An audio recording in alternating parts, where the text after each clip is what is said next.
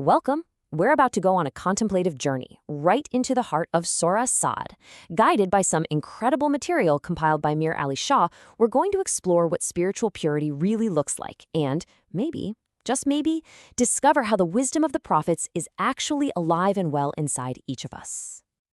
I seek refuge in Allah from the accursed Satan. In the name of Allah, the most gracious, the most merciful. You know, we all go through it. Hardship, trials, struggles.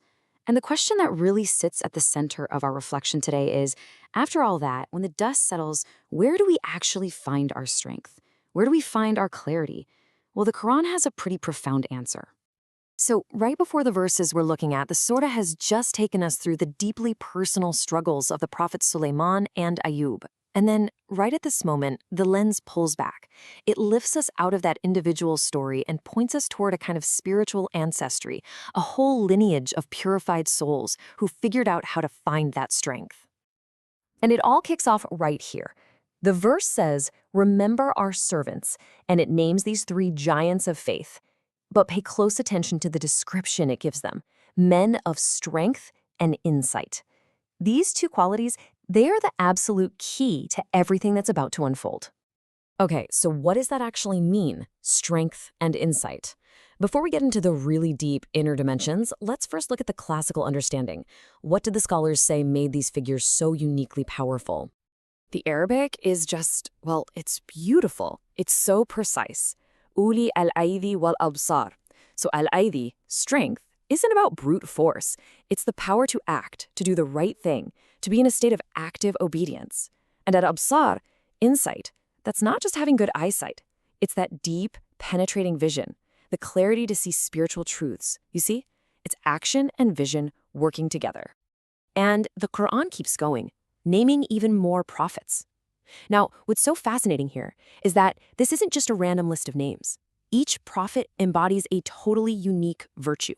You've got Ibrahim's strength and sacrifice, Yaqub's incredible endurance in longing, Ismail's total surrender. It's like a complete spiritual map of the qualities we all need to cultivate to get beyond our own egos. The great scholar Imam al-Qurṭubī just hits the nail on the head with this.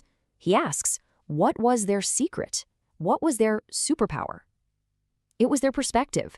They had this constant, unwavering awareness that this world, it's just a corridor.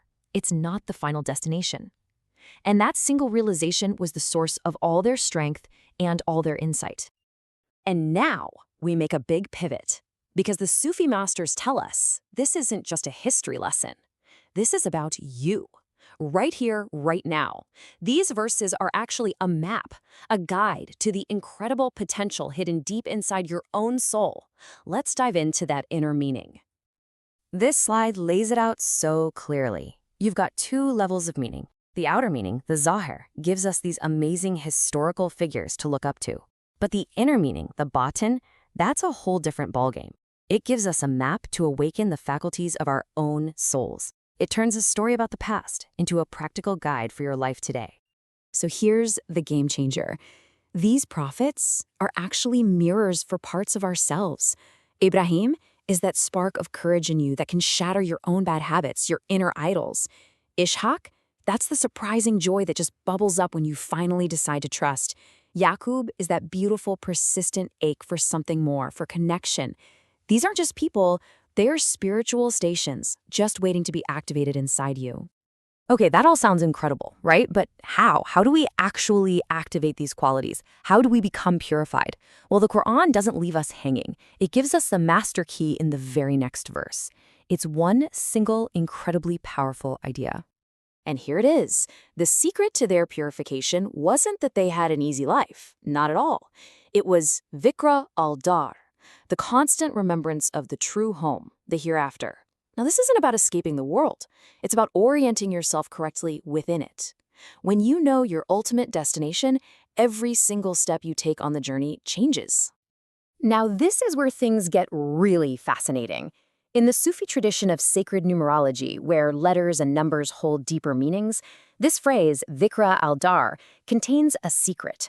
When you calculate its numerical value using the abjad system, it all reduces down to this one number, 3. And the number 3, well, It's not just any number. Spiritually, it's huge. It represents balance, harmony, total integration. It's the perfect symbol for that connection between the three most important points of our existence: our outer actions, our inner insight, and our ultimate return to God. And this is the essence of what we're calling prophetic consciousness. It's about holding these 3 points in your awareness all the time. It's like you're constantly triangulating. What am I doing right now? What's going on in my heart? And where am I ultimately headed? That constant awareness is what keeps the soul aligned and pure. And what is just so amazing is that modern psychology is totally catching up to this ancient spiritual truth. All this research is showing that having a long-range purpose, that sense of a home you're heading toward, it literally stabilizes your identity. It makes you more resilient. It helps reorganize your behavior for the better. Science is affirming what the prophets knew all along. So now let's bring all of this right back home, into your heart, because this isn't just some interesting theory. This is intensely personal. This is about you, right now, on your own path. This is your inheritance. Just think about this for a second. Every single time you find that courage to face a fear, to break a negative habit, to smash one of the idols of your own ego, in that moment, Ibrahim is alive in you. And every time you finally let go and you just trust, and out of that trust, some unexpected moment of peace or joy is born, that's the spirit of Ishaq alive in you. And what about those tough moments when you face a choice and you surrender your own ego, your own desire for what you know is a higher truth? In that act of surrender, Isma rises inside of you. Do you see? This isn't just their story. This is your story. This is your spiritual lineage. This is your inheritance, your spiritual DNA. This is your path back to that home that they were always remembering. Let's just take a quiet moment and seal this understanding with a prayer.